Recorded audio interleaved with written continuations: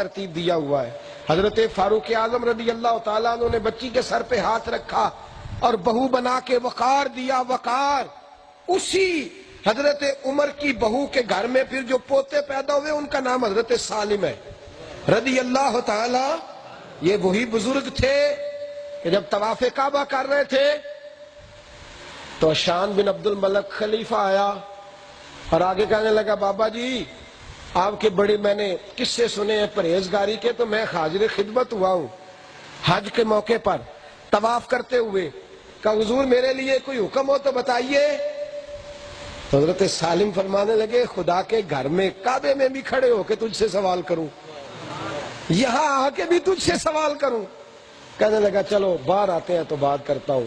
آپ باہر تشریف لے گئے، طواف مکمل کر کے حرم کی مسجد سے باہر آئے، کہنے لگا حضور اب بھی کچھ بتا دیجئے۔ تو آپ فرمانے لگے اچھا تو بتا تجھ سے دین مانگوں کہ دنیا مانگوں؟ توجہ ہے میری بات پر؟ تجھ سے دین مانگوں کہ؟ کہنے لگا حضور میرے پاس تو دنیا ہی ہے، دین تو آپ کے پاس ہے۔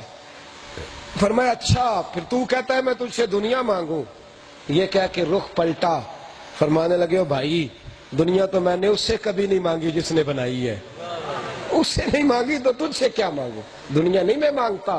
میرے ایک صاحب بھائی کہنے لگے مجھے ایک دن حضرت صاحب دعا کریں مالی حالات بڑے خراب ہیں۔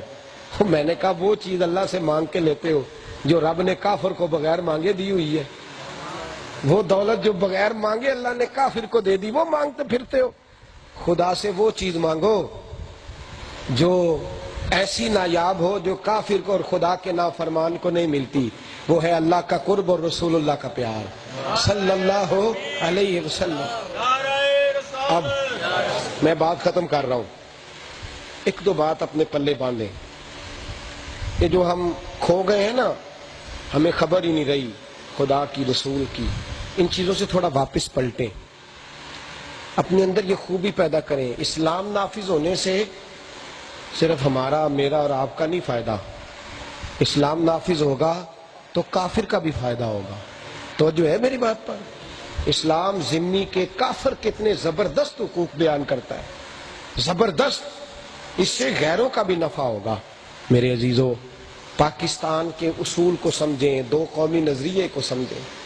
اس کا مطلب یہ تھوڑی ہے کہ بن گیا ایک ملک بن گیا تو اب جس کا جو من میں آئے وہ کرتا پھرے۔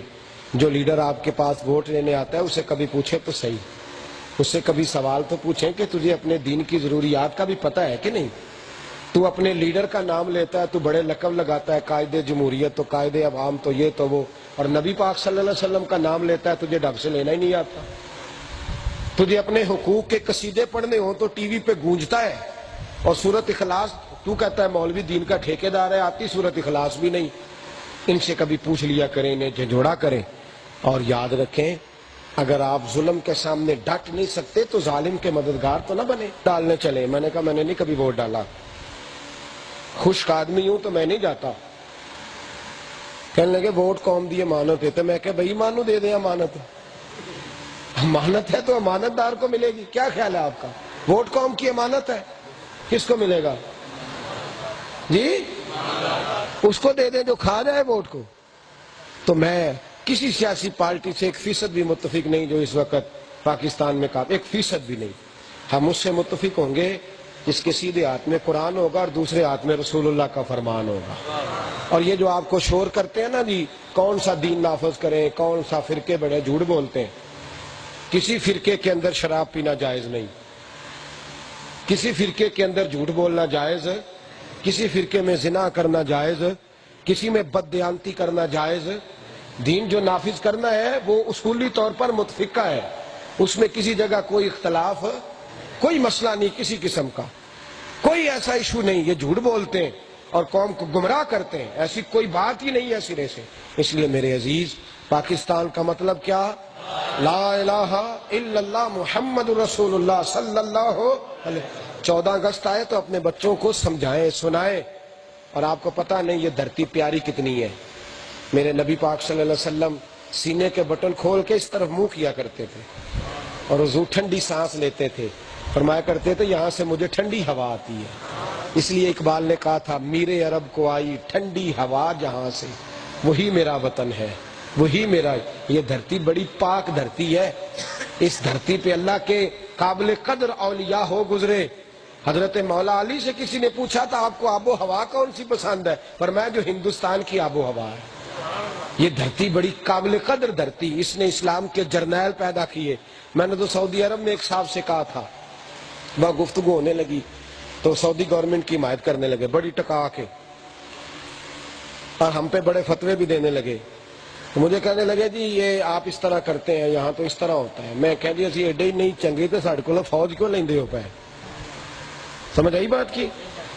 پتہ ہے جان کون دیتا ہے؟ جسے عشق ہو جاتا ہے. جسے عشق نہیں ہوتا وہ جان دے سکتا. پاکستانی فوج لڑتی اس لیے زیادہ ہے کہ مصطفیٰ سے پیار زیادہ کرتی ہے. کہ آگے ہو کے ہمارا جو شعار ہے وہ حضور سے پیار کرنا ہے. اس لیے کہ ہمیں فوجیوں نے آ کے دین نہیں بتایا, ہمیں دین داتا علی اجمیری نے بتایا ہے, خواجہ اجمیری نے بتایا ہے. صوفی دین پڑھایا نہیں کرتا, پلایا کرتا ہے. اندر تک دین اتر جاتا ہے. طیبہ سے منگائی جاتی ہے, سینوں میں رچائی جاتی ہے. توحید کی میں پیالوں سے نہیں نظروں سے پلائی جاتی ہے. یہ ہمیں ان لوگوں نے سکھایا ہے. غافل نہ بنے, کبھی غافل نہ بنے, تیار رہیں ہر وقت. اور وہ جو کام حکمرانوں نے کرنا ہے, دیکھیں نا میری گلی میں اگر گندگی پڑی ہوئی ہے تو میں خود صاف کر لوں تو اس میں کیا حرج ہے؟ کیا حرج ہے اس چیز میں؟ اپنے آپ کو تیار کریں. معاشرہ تب تشکیل پائے گا جب ہمارے اندر خدمت خلق, حب انسانیت اور اللہ تبارک و تعالیٰ کی مخلوق کا پیار اور ایک دوسرے کے ساتھ نرم رویہ, جب ہمارا یہ مزاج بنے گا پھر ایک خوبصورت معاشرہ تشکیل پائے گا. اللہ تبارک و تعالیٰ توفیق عمل عطا فرمائے. آخر دعوانا ان الحمدللہ.